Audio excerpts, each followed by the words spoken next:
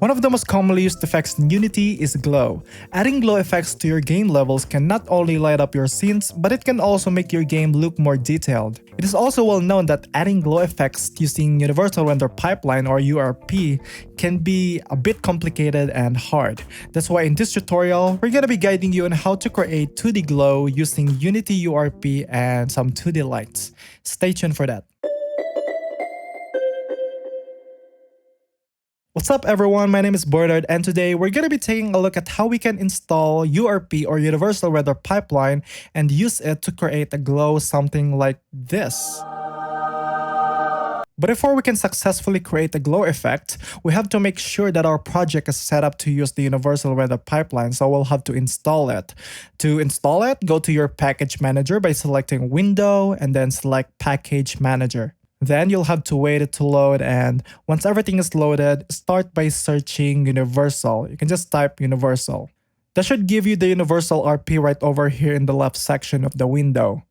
Then select the drop down right over here and make sure you select the latest version of URP. And then click install, but since I already have it installed in my project, I won't have to do it. After installing URP, we need to create a pipeline asset and assign the asset in the graphics settings. Let's go to our project window. Hit right click, then look for create, select rendering, and then select Universal Render Pipeline and select pipeline asset. And after selecting that, you'll have to name your asset. Name it to something like 2D render pipeline. Then after that, it should create another asset, which is a renderer. We don't actually need that, so you can just delete it. Again, in the project window, hit right click and look for create, rendering, Universal Render Pipeline, and this time select 2D renderer. Then select the 2D render pipeline and go to your inspector. Under the general, there should be a render list with a missing default renderer. Because remember a couple seconds ago, we deleted the renderer that was provided by the render pipeline that we created. So since it's deleted, we'll have to replace that with the renderer that we created. So yeah, just simply drag the 2D renderer and yeah, just put it in the render list like so. And then next, under the quality drop down over here, make sure the HDR is enabled. Alright, the next thing we're going to do is to apply our render pipeline asset to our graphics settings. So open your project settings by going to edit and then select project settings. And then navigate to your graphics sections to open the graphics settings.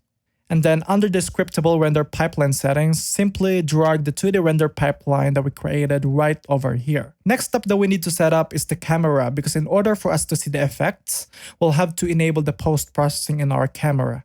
To do this, go to your hierarchy, select your main camera, and enable the post-processing right under the camera component and rendering section.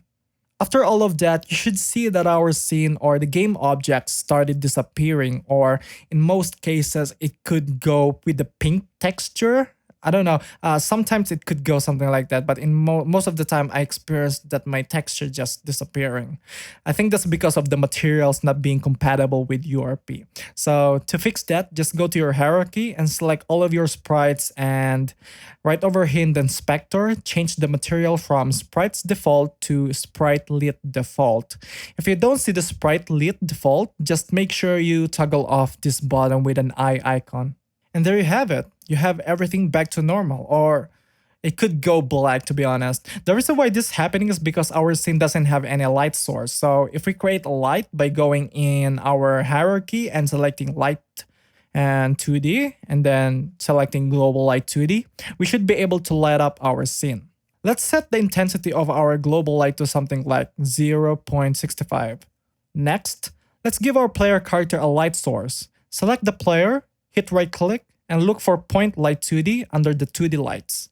And then let's reduce its intensity to something like 0.5, but feel free to set yours to something that fits your scene.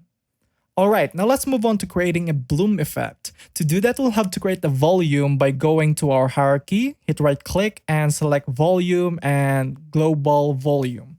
This volume is where you'll be adding all of the post-processing effects such as bloom, color correction, vignette, and so on. If you want to learn more about all of the post-processing effects, feel free to visit Unity's official documentation.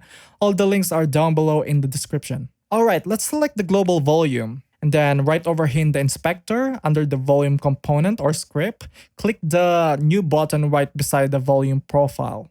Once a new profile is created, click the Add Overwrite button and select Post-Processing and Bloom. Under the bloom effect, enable the threshold and intensity and set their value to 1 and 0.5. And there you have it, we have finally created a bloom effect for our scene. In the next video, we're going to continue this project by creating or adding an emission light to our player character. If you're interested, you can always read our full guide on how to create a 2D glow using URP, which also contains a guide on how to create emission lights using shader graph. So yeah, that's it for now guys. If you enjoyed this video, don't forget to hit like and subscribe for more videos like this. Again, thank you guys for watching and I'll see you all in the next video.